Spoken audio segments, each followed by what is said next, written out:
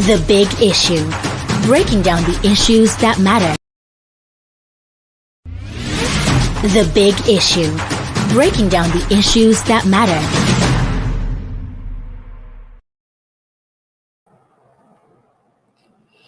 Good afternoon, listeners and viewers. Welcome to another edition of The Big Issue. Today, July.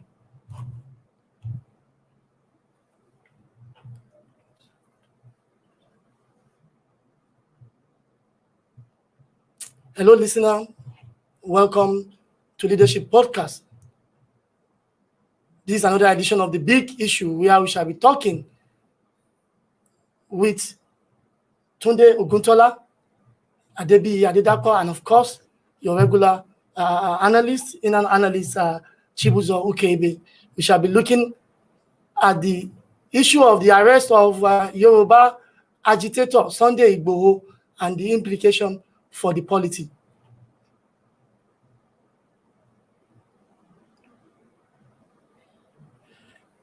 Well, Sunday Igboho, Nigerians woke up this morning to the arrest of Sunday Igboho in a Benin Republic airport called Cardinal Bernardi Kantin International Airport in Cotonou.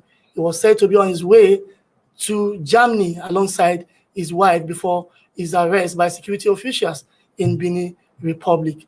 Now, Chibuzo,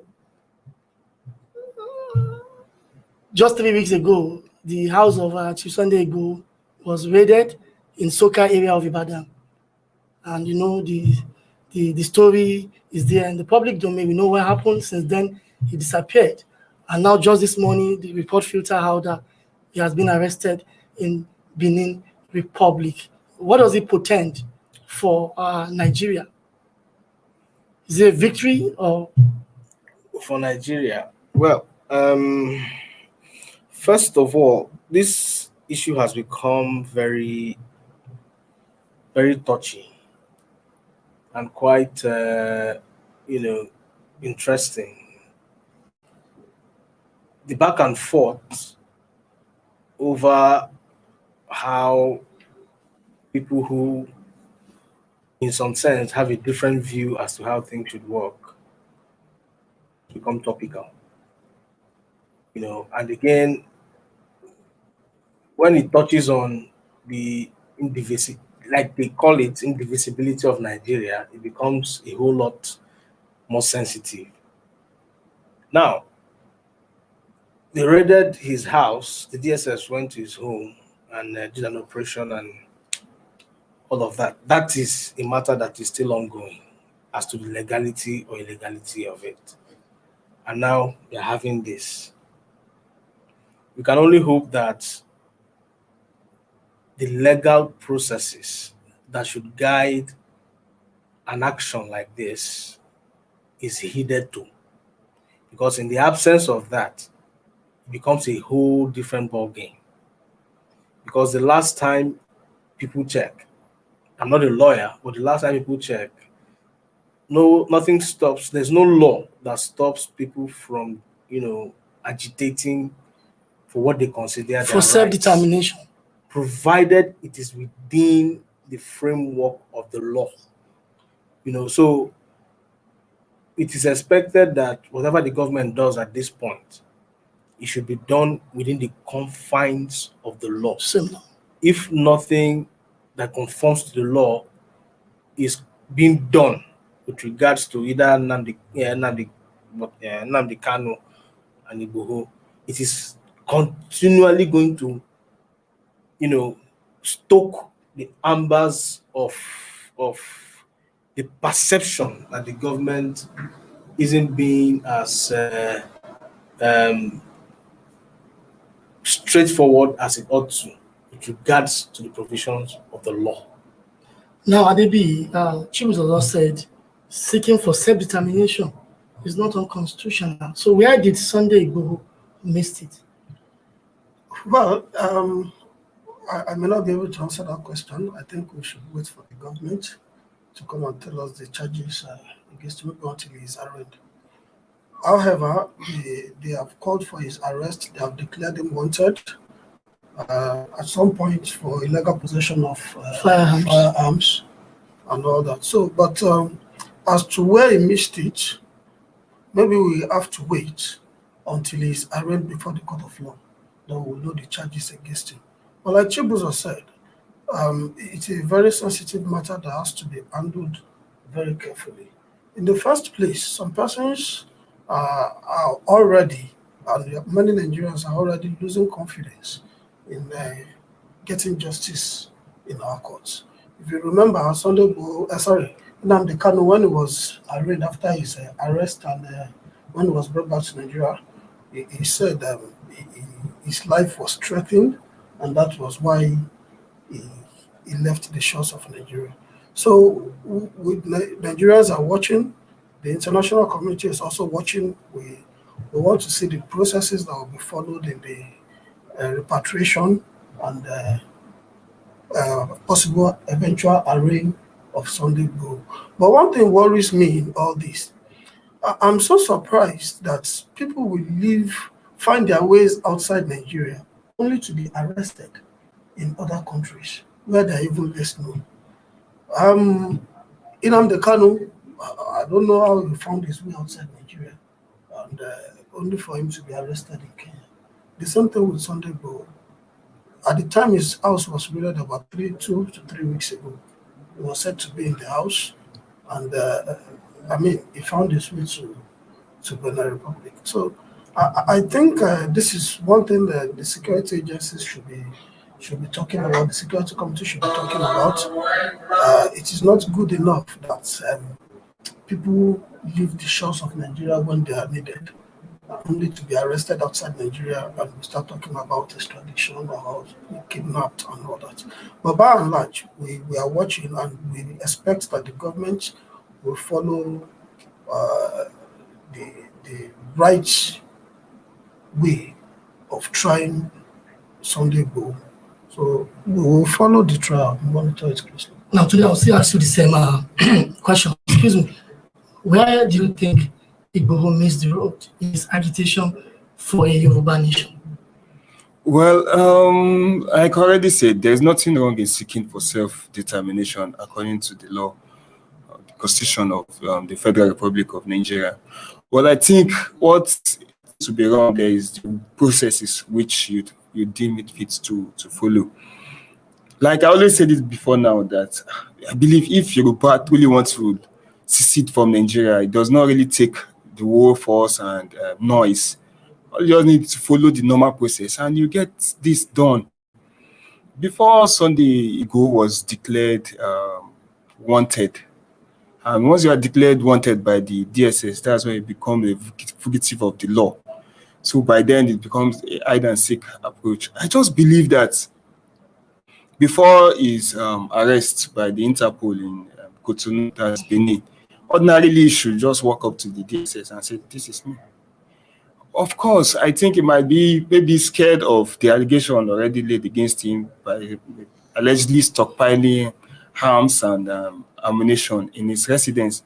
But to all Nigerians, they believe they are only trying to indict him and incriminate his actions by claiming that they picked those ammunition from the residence. Because when he was even asked, he said all he has is just his African juju with him, which he used always that. He believed in the Ifa worship.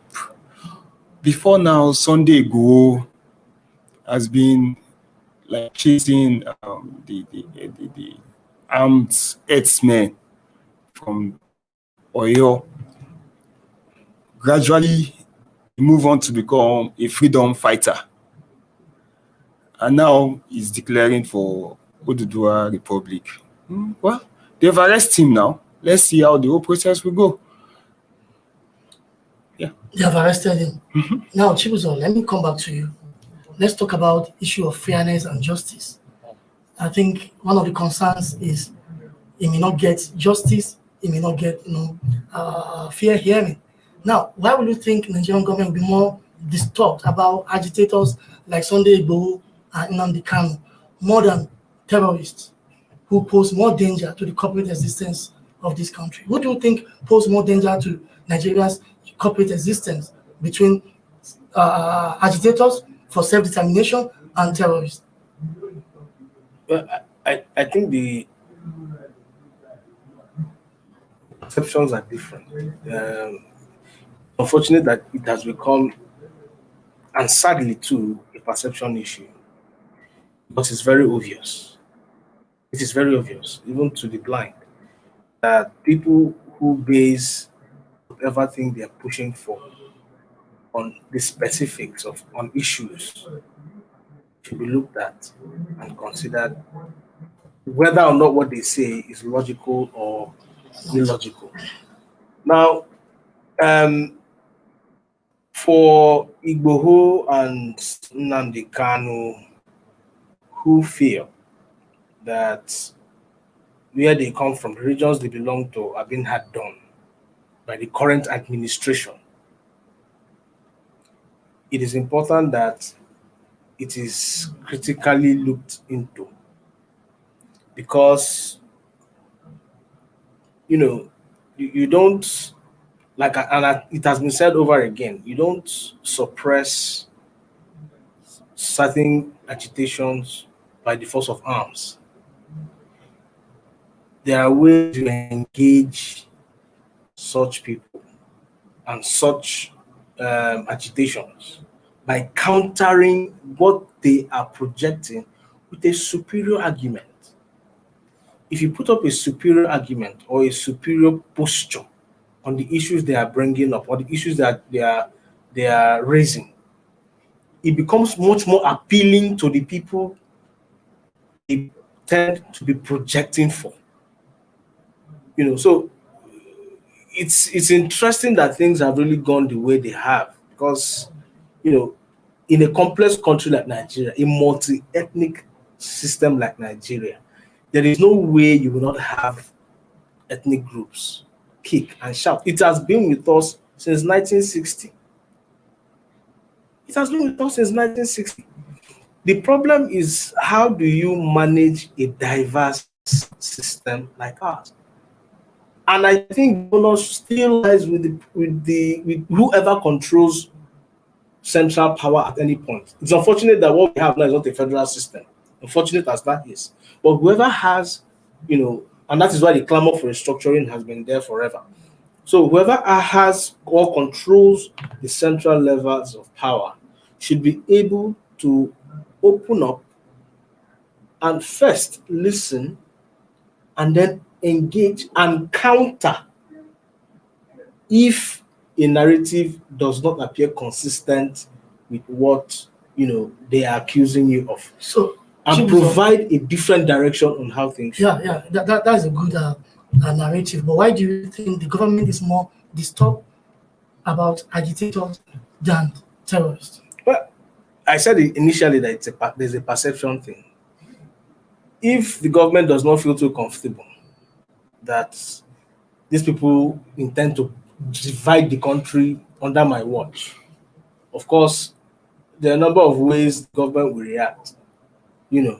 Some will react using dialogue. Others will feel like this one, for instance, will feel okay. Let me go the hard way. But like I said earlier, certain things are not put out without a logical appeal to the people you think those people are projecting for. So it's important that a lot more reflection goes into this. All right, thank you very much. Abi, there is a school of thought which believes that the agitation by the likes of Igboho and Nnamdi Kanu is a symptom of a disease, not a disease itself, plaguing Nigeria.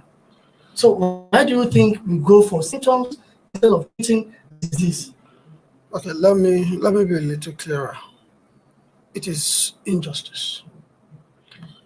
If you go into the history of how Sunday Igboho started this whole agitation for the Yoruba Nation, you will see clearly that it didn't set out for Yoruba Nation. It started with the killings, kidnappings, and rape in some parts of Oyo State, in the Igboho community and the Okeogun area. And Sunday Igboho has always said that if all these things are happening And we have not seen people being arrested, we have not seen people being prosecuted, and we claim to have a government, then we should have everything.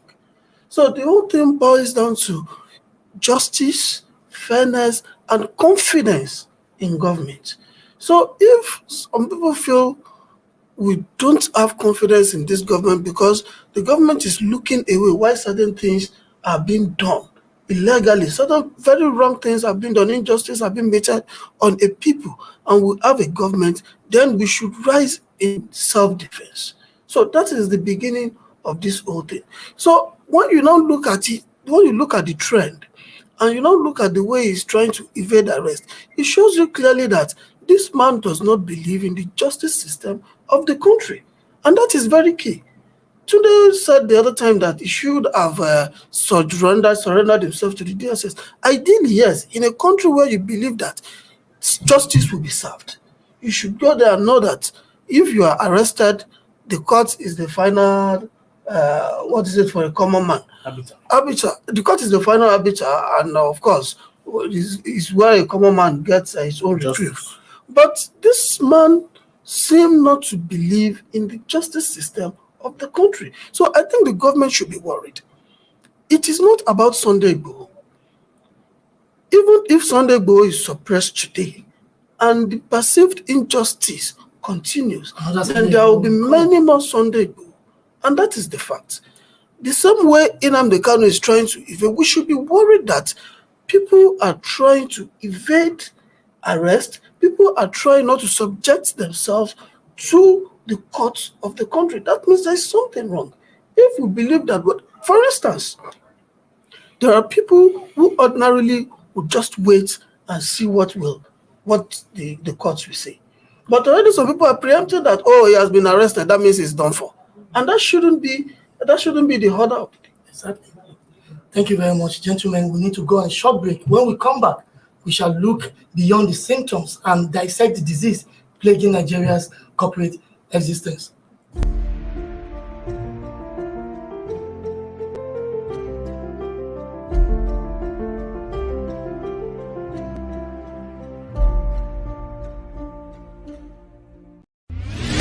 The Big Issue.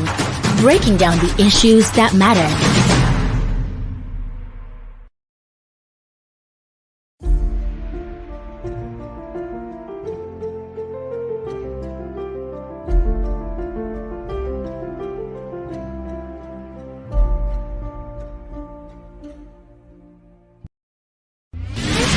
The Big Issue.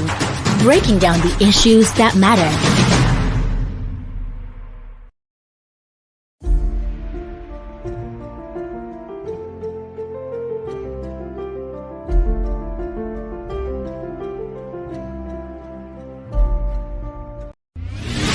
The Big Issue. Breaking down the issues that matter.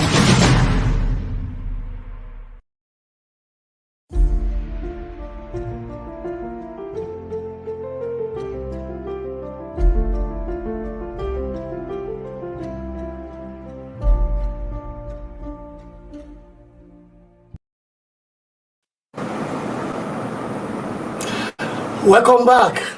I still have my in-house analyst with me, Tunde B, and of course Chibuzo. We're looking at the arrest of Yoruba self-styled agitator Sunday Igboho and the implication for the polity. Tunde, before we went on break, I said we are going to look beyond the symptoms and the disease plaguing Nigeria's corporate existence. Now, what are these diseases? Earlier being mentioned injustice. First, we'll say what led to this whole agitation. And of course, those are diseases. Ethnicity. Sorry to say, I think the government of the day seems to be more ethnic conscious. If you check out the federal appointment today, believe me, 70% are Northerners. Maybe I'm so into the fact that the President Muhammadu Buhari is a Northerner. He tends to favor more Northerners. And Nigeria is a multi-ethnic society. You have to favor everybody. Everybody needs to be carried along. Well, a situation where people are not being carried along, you tend to, as a government, you tend to be an ethnic jingoist. You favor more of your region than everyone. will be agitated. Okay, now, this is not the first time that secessionist leaders or perhaps people of that nature is being arrested. Gani Adams was arrested, even by Yoruba leader, Olusegun Obasanjo, the former president then. He was arrested. But today, who is Gani Adams? He's the Ààrẹ Ọ̀nà Kakanfò of Yoruba land. He's well celebrated at the moment. So I think this whole process will come and it will fade away. And soon, Nnamdi Kanu and Sunday Igboho will become champions. Soon, it will fade. But the major thing is, what is the cause of this menace we find ourselves in? President Muhammadu Buhari needs to be more, to favor all. Don't be more like, favor more of your people. Now, you are handling the bandits with a kid glove. The bandits are seen taking pictures with police. The bandits are seen with Sheikh, the revered Sheikh in Kaduna State, Gumi. You go there, Gumi will also claim that each time he's visiting them, he's going there with the military agents or security agents in the country. So you go there, you do all these things. Nigerians are watching. Now you give them money, grant them amnesty. But people like Sunday Igboho, Nnamdi Kanu have been arrested. And ordinarily, Sunday Igboho should understand the fact that since Nnamdi Kanu has been arrested, he should be the next. Perhaps that's why he's running out of the country before his arrest in Cotonou. So all this should be handled. Look at unemployment level. President Muhammadu Buhari said the other time that so many people will graduate but won't get a job. Yes, it's a message simply that, okay, you should embrace entrepreneurship. But we can say that the unemployment rate in Nigeria is still very high. All these are leading to agitation. People look at hunger. Inflation is also very high.